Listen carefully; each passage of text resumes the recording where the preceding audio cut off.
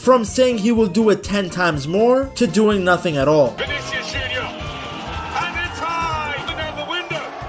From celebrating an El Clasico win like a title to dropping behind in the league. From enjoying Xabi ball. I have no issue in telling you that this first 45 minutes by Real Madrid were the best 45 minutes that they played under Xabi Alonso. To another embarrassing loss. Minute 67, bit whistling from the whole stadium towards the way that Real Madrid were playing. Minute 71, again. They was asking the players to give them more. Real Madrid are a story on their own. A couple of years ago, the vibes were great. Madrid were winning titles, the team was closer than ever. It's not just Vinny, and it's not just Rodrigo, and it's not just Bellingham. They've got guys that are capable of producing something all over the park. Fast forward, and it seems like every week, Madrid are getting embarrassed. To anyone that has followed the history of Real Madrid, it shouldn't come as a surprise that this third version of the Galacticos is underperforming. They are going through the same issues that the first two versions of the Galacticos faced. The first set of Galacticos were formed between 2000 and 2006. Perez had won the presidency due to his promise of an aggressive transfer policy where he would get the best and biggest signings. Well, he fulfilled that promise, signing Luis Figo from rivals Barcelona. It was a record-breaking transfer fee and a statement signing. Stealing the best player from your arch rival sends a message to the entire world of football. A year later, Perez broke the transfer record again, signing Zidane from Juventus for 75 million euros. Now, two big signings in 2 years is fine. It's sustainable. You can even argue that the Galacticos hadn't even started yet since it was only two guys. That's why Madrid won La Liga in 2001 and 2003. They also won the Champions League in 2002 with Perez's marquee signing Zidane scoring the winning goal. But this is where the problems began. Perez wanted more star power, bigger names. So despite winning the league, he brought David Beckham from Manchester United. Beckham was a very good player, but there were concerns that he was actually more famous for his stuff off the pitch than his performances on it, especially at that stage of his career. Keep in mind, the summer before in 2002, Madrid had signed R9. The Brazilian was dealing with persistent injuries and fitness issues, but he still ended up as La Liga's top goal scorer when Madrid became champions in 2003. The other issue with signing Beckham was that Madrid already had Figo, who was at his best on the right wing, the exact same position that Beckham thrived in. So to many, this was a signing that made more sense for commercial and revenue purposes than footballing reasons. And these people were right. Two high-profile players in the same position forced one to play out of position. Sound familiar? When Beckham was on the right, Figo would have to play on the left or down the middle. When Figo was on the right, Beckham would have to play as a central midfielder. Also, Beckham's arrival led to the departure of Makelele. He was one of the best defensive midfielders in the world, but Perez didn't want to raise his salary because he did not want to pay large wages for a defensive player. Guess winning the ball back wasn't sexy enough for Perez. Despite the star power, the club failed to win any trophies in the next 3 seasons because they just had no balance. Their performances in La Liga suffered with the Galacticos being outshone by Ronaldinho and Eto'o and Barca. Funny enough, Madrid actually owned 50% of the contract Eto'o had signed with Mallorca. They had the ability to sign him before anyone else if Eto'o ever chose to leave Mallorca. Perez though sold these rights in 2004, claiming that Madrid already had the two best strikers in the league in R9 and Raul. Now he wasn't wrong technically, but then his comments didn't really make sense when he signed Michael Owen. It was classic Perez. All he cared about at that time was getting the biggest names. There were even reports that Carlos Queiroz, who was the manager at the time, was forced to pick the star players regardless of their form. So Madrid not only missed out on Eto'o, but he would later join Barcelona and lead them to the 2004-2005, 2005-2006, and 2008-2009 La Liga titles, as well as the 2006 and 2009 Champions League titles. Meanwhile, Owen, who was the alternative signing to Eto'o, left after 1 season and never really made his mark at Madrid. When Beckham left to join the MLS, it was seen as the official end to the first version of the Galacticos. Beckham was the last of the big four to move on, with Figo having joined Inter Milan 2 seasons prior, Zidane retiring after the 2006 World Cup, and Ronaldo moving to AC Milan half a season before Beckham left. An unsuccessful era that shares a lot of similarities with what we are currently seeing at Real Madrid. As good as Mbappe has been as the striker, as good as the stats are, you could still make the argument that the team performs better when he's on the left. There is a reason his best football has come with him as a left winger, playing off of a real number 9. It's the same reason that despite losing his 50 plus goals at PSG, the team got better replacing him with Ousmane Dembele. I mean, do you guys remember the beginning of the 2024-2025 season at Madrid, where it would show the heat map and Rodrigo, Mbappe, and Vinny were all having an orgy on that left hand side? It still isn't really working. Mbappe's individual brilliance brilliance has come at the cost of the team as a whole playing worse. Now, I think most Madrid fans would even tell you that at their best, Madrid are not always necessarily playing the best football. How many times have we seen these guys get outplayed then end up getting a result? That's what they're most famous for, pulling out a win when it all seems lost. It's happened so many times that you can no longer call it luck. But at least in 2024, in that diamond setup, they played a lot better than what we have seen so far. They won La Liga and the Champions League. They had scored the most goals in Spain, while at the same time conceding the least amount of goals. Bellingham as the head of the diamond was phenomenal. His link up with Vini was almost at the same level as Benzema and Vini. There's a reason these guys were on the podium for the Ballon d'Or. It's no surprise that Vini plays his best football with someone who dominates the box. That's why he was so good with Benzema and then so good with Bellingham. But now with Mbappe as the 9, that fluidity just isn't there anymore. The other issue that Madrid are facing is something similar to what the second version of the Galacticos experienced. With the second version of the Galacticos, Perez learned his lesson. After seeing Barcelona win the sextuple, beating Real Madrid to win La Liga by 9 points, Perez realized it was time to once again assemble the Avengers. Because you see, although they had some success in the league, like winning La Liga in 2008 and the Supercopa de España in the beginning of the 2008-2009 season, Madrid were awful in the Champions League. Their loss to Liverpool marked the 5th successive season of early Champions League exits in the round of 16. They had not made it to the quarterfinals since 2004. So to get back to winning ways, Madrid signed Kaká, Benzema, Ronaldo, and Xabi Alonso. This time it was big names again, but in a variety of positions, not just all attackers. But of course, the first season was another trophyless one. They lost 4-0 in the Copa del Rey, and then got knocked out for the 6th consecutive year in the round of 16 of the Champions League to Lyon. The second version of the Galacticos needed time to gel, and even then, they didn't begin to taste success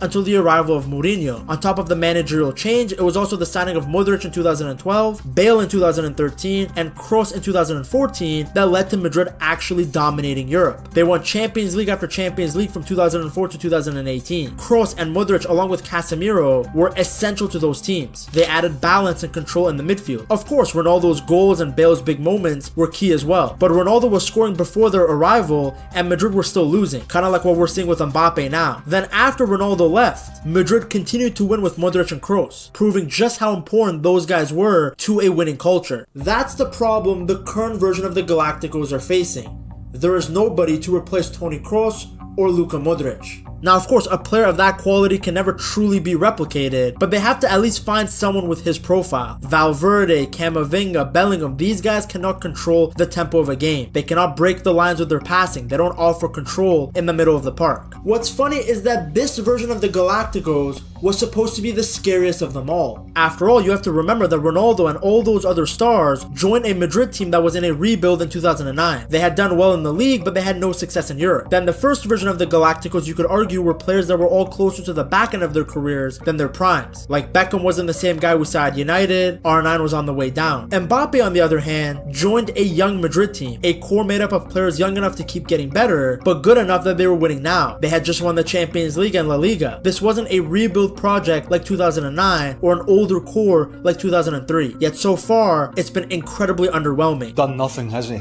Done nothing, really, in his 3 league games. And the way Mbappe's gone, he will be remembered as a great player, but he's never going to be an all-time great. When Xabi Alonso came in, everybody knew he had a big job on his hands. The problems were visible, but there was hope that the Spaniard could figure it out. After all, who is better at managing a bunch of stars than a player who was a part of the second edition of the Galacticos? Now, historically, Tacticos never work at Madrid. Look at Rafael Benitez and Lopetegui. Because when you think of coaches who's been to Real Madrid, great coach, Benitez was out of there really quick, a great coach, won the Champions League with us, and Alonso. Carlos Queiroz was a great coach at Manchester United, goes to Real Madrid, found it tough. And the ones who've really succeeded are Del Bosque, Ancelotti and Zidane. We all think they're great managers, but we don't think they're great coaches. Madrid's most successful periods have come when they've had coaches who are good man managers first, tactical geniuses second. Look at Mourinho, Ancelotti, and Zidane. But Alonso was supposed to be the exception. He was supposed to be the best of both worlds. He had the tactical knowledge, but he had also been a great player. So he was supposed to be able to manage the egos and be an authority figure because everybody figured he would be universally respected. From the start, Alonso made one thing very clear to the players. Everyone would have to work harder when the other team had the ball. And without that effort, no one, no matter their name, would be guaranteed a place in the team. His first matches in charge came at the Club World Cup. And the tournament, it started off well, well, but ended badly for Madrid with a 4-0 loss to PSG. After that, the squad went on a break. They didn't return until August 4th when preseason began, and when the group came back together, there was an important meeting right away. Alonso and his staff sat the players down and told them they wanted intensity, they wanted standards. That's what the club told them they wanted too. They wanted to move away from the just play and vibes that they experienced under Carlo Ancelotti's second tenure. But some of Madrid's senior players weren't buying it. Multiple sources close to the first team players told The Athletic that frustration had spread inside the dressing room. And it wasn't just one or two guys. They didn't like the extra tactical meetings, they didn't like the heavier training, they didn't like being told how to behave, where to be, and when to be there. From the outside, everything looked fine, but on the inside, tensions were boiling. According to The Athletic, players like Mbappe, Tchouaméni, Arda Güler, Ceballos, and Asensio really believed in the coach. But Vini, Jude, and Valverde were not fans of Alonso. Think about that for a second. All Xabi wanted was for these guys to show up to training on time, train with intensity, and pay close attention to the details of tactical analysis. That's it. And yet some of these players found these basic requirements too much. Now, Jude came out and said on his own app, yes, today you learned that Jude Bellingham has his own app, that these reports are false and that he never had any issues with Alonso. Vini, though, absolutely did have problems, and he never hid them. Funny enough, the situation between him and Alonso really boiled over during Madrid's best run of the season. You see, in late October and early November of 2025, Madrid had won 13 of their first 14 games. They had even beaten Barcelona at the Bernabeu. They were 5 points clear at the top of La Liga, and the results were excellent. But the cracks were widening. In the 72nd minute of El Clasico, with Madrid leading, Vini was subbed. The Brazilian was very upset about this, and as he left the pitch and went straight into the tunnel, he was shouting, "Always me. I'm leaving the team. It's better if I leave. I'm leaving." The relationship between Xabi and Vini had never been smooth. Reportedly, back in July, Xabi had planned to bench Vini in Madrid's Club World Cup semi-final against PSG, but then Trent got a muscle injury and Alonso changed his plan. Instead, he played Vini on the right wing, not his usual left side. It didn't go well. As I stated earlier, Madrid lost 4-0. Vini was ineffective and he hated the situation. Since that moment, reportedly, Vini never felt comfortable with Xabi. The Athletic said that people close to Vini were already predicting in early August that it was not going to be an easy season. And they were right. At one point, Vini only finished 3 of the 10 matches he started, and there were multiple matches where he didn't even start. Reportedly, the people close to Vini were furious with Xabi Alonso. They couldn't understand why Alonso would take him off, especially when he was making a big impact. Because another similar situation happened in the match against Espanyol. Vini was subbed off during a cooling break in the 77th minute with Madrid up 2-0. Alonso tried to explain it and calm him down, but Vini was visibly annoyed. Soy el jugador, yo también, pues cuando me sustituían, pues a veces tampoco este es el momento más bonito, o sea que lo llevo con normalidad, con mucha naturalidad. In the days after the first El Clasico, Vini met with Perez. He apologized for his behavior, but he also made something very clear. He didn't want to extend his contract while his relationship with Alonso remained broken. His deal ran until 2027, and renewal talks stopped that day. That has now sparked rumors that he has told Real Madrid, hey, I am not saying anything about a new contract as long as Alonso's here. Yeah, well, that situation's been stalled. Vini ended up apologizing about the situation at the training ground in front of his teammates and staff. But when he posted his apology online, he didn't mention Alonso by name. And that wasn't an accident. Sources close to Vini confirmed it was deliberate. When Xabi Alonso ended up being sacked, many Madrid players posted messages of support for him. Vini didn't. Bellingham did, despite having previously been named among those unconvinced by Alonso's ideas. And it's important to note that Madrid never fined or punished Vini in any way for his outburst. And it was in that moment that Xabi realized he was losing the dressing room. To outsiders, the whole situation made little sense. Madrid had hired one of the most respected young coaches in Europe. They had told him to modernize the team. They had backed his ideas with signings. And then they sacked him 8 months later. Some players felt restricted. They felt Alonso's system didn't allow them to express themselves the way they had under Ancelotti. For a period of time, the results were saving Xabi. On November 1st, Madrid beat Valencia 4-0. That was their 13th win in 14 matches and they were flying. Then, everything collapsed. Over the next 7 games, Madrid won just twice. They lost to Liverpool in the Champions League, they lost to Celta Vigo in La Liga, they dropped points against Rayo Vallecano, Elche, and Girona. Victories against Olympiacos and Athletic Club helped, but even those games caused problems. Reportedly, around the Olympiacos match, Alonso made concessions. He did less video analysis, fewer demands. He went for a softer approach, basically going back to Ancelotti style. Players like Mbappe and Camavinga defended him publicly. Valverde did too, but inside the club, opinions were split. Some believed the morale had improved. Others thought the problems ran way deeper. Another big moment came in Bilbao. Some players complained about traveling the day before the match. Alonso promised them 2 days off if they won. They did. They absolutely slapped Athletic Club 3-0. But then came the disastrous 2-0 home loss to Celta Vigo. The Bernabeu booed the team, and Alonso's decision making was questioned. At that point, Madrid's leadership began a serious discussion about replacing him. Arbeloa emerged as the leading option. Zidane's name was mentioned, but more as a dream scenario than a concrete plan. It's pretty much an open secret that Zidane is waiting to take over the French national team job. By December of 2025, the truth became impossible to ignore. Managing Madrid stars was breaking Xabi Alonso. One source told The Athletic, the problem is not Xabi. Mbappe, Vini, and Bellingham just don't fit together. Fans seem to sense this too. The Bernabeu was whistling the players, not the coach. Still, the results kept Alonso alive. But after the El Clasico defeat in the Supercopa final, Perez decided time was up. For Madrid's leadership, changing the coach was simply the easiest solution. In these situations, the manager is never gonna win. It's a lot easier and cheaper to get rid of one coach than it is to get rid of multiple stars. I will say it is a bit strange to notice that Mbappe has had 10 different managers in 9 seasons. Now, according to many of these reports, Mbappe had no issues with Xabi, and besides the footage from the Super Cup final, they got along really well. In fact, Mbappe was having a great individual season. But this is a man who seems to constantly be around chaos. Is it a coincidence that as soon as he leaves PSG, they reach heights that they never got to when he was still there? Madrid announced the departure as a mutual agreement, but those close to Alonso strongly disagree. This was a sacking, clear and simple. Reportedly, Alonso told the club directly that their decision to sack him was wrong and unfair. He told them that they were sacking him because of player power. Many agreed with Xabi like Klopp, who came out and said that it's a sign there are issues at Real Madrid when a manager who was excellent for 2 years is asked to leave just 6 months later. Even Khabib backed Xabi. In a very polite way, he called the Madrid players spoiled brats by stating that if a team can't succeed with Xabi Alonso, then the players should have been changed, not the coach. Though there are some people that criticize Xabi's tactics, and those people are right. He didn't always make the best decisions, especially when it came to subs and rotating players. His team didn't always play the best football.